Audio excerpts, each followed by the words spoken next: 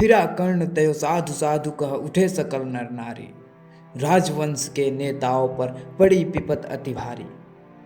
द्रोण भीष्म अर्जुन सब फीके हो रहे सब उदास। एक सुयोधन बढ़ा बोलते हुए, वीर शाबाश वीर शाबाश।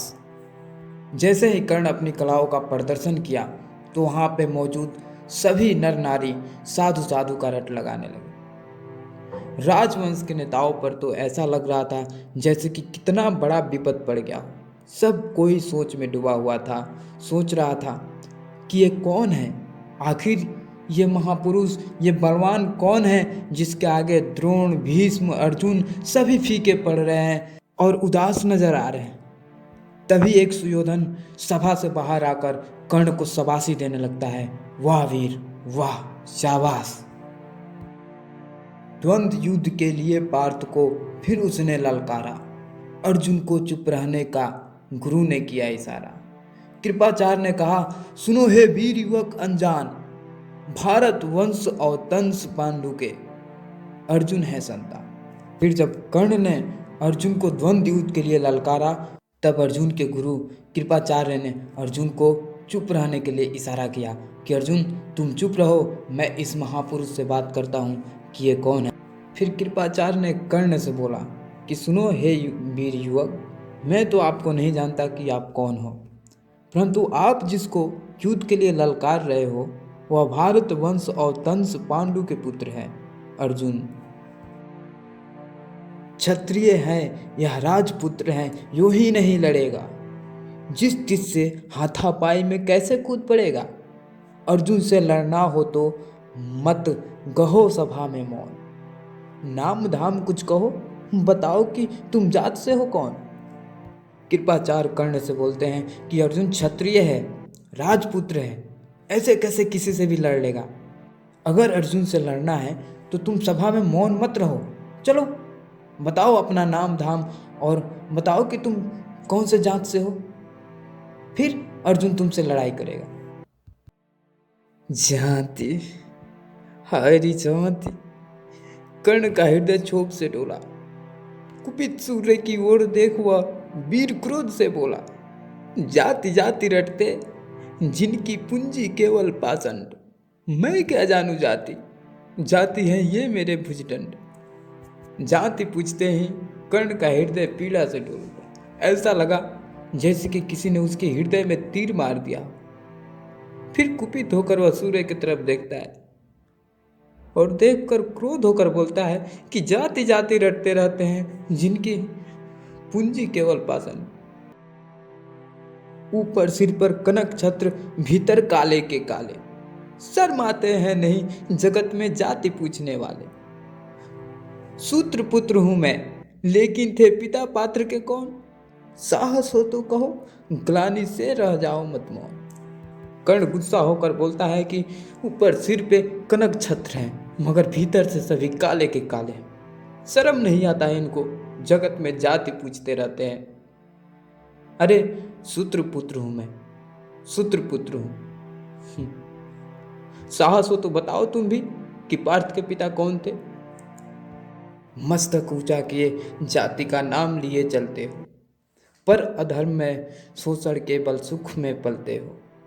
अधम जातियों से थर थर कांपते तुम्हारे प्राण, छल से मांग लिया करते हो अंगूठे का दान। जाति का नाम लेकर मस्तक ऊंचा करके चलते हो, पर अधर्म का शोषण के बल सुख में पलते हो। अधम जातियों से थर थर कांपते हैं तुम्हारे प्राण, छल में मांग लिया करते हो अंगूठे का दान।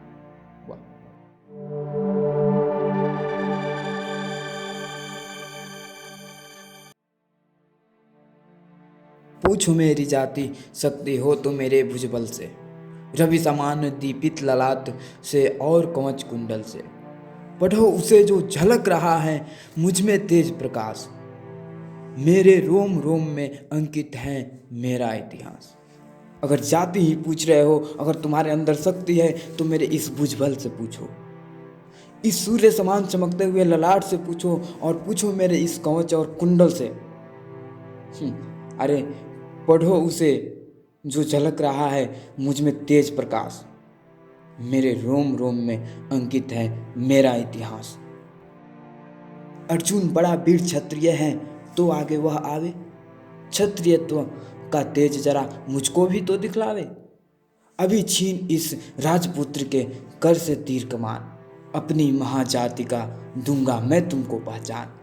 कर्ण कहता है अर्जुन बड़ा वीर है, क्षत्रिय है, तो वह आगे आवे और क्षत्रियत्व का तेज जरा हमको भी तो दिखलावे। अभी भरी सभा में उसे पराजित करके मैं अपना महाजाति का तुमको पहचान दूंगा।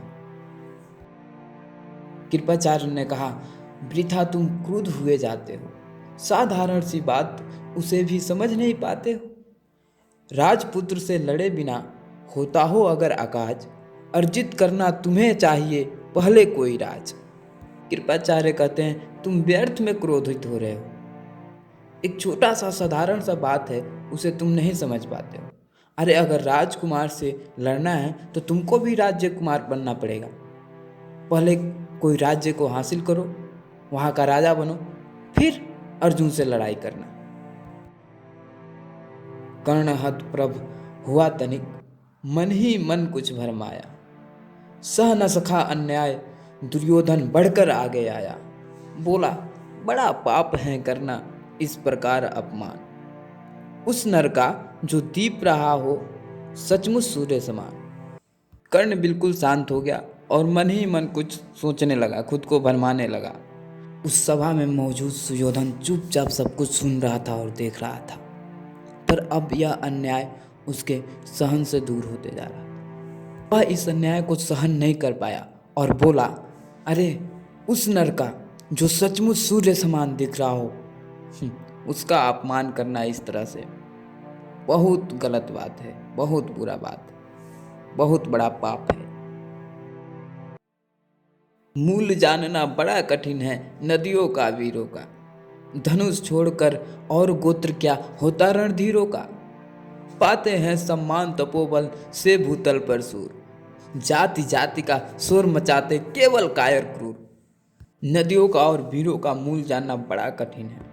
सुयोधन कहता है कि धनुष छोड़कर गोत्र क्या किसी रणधीरों का होता है।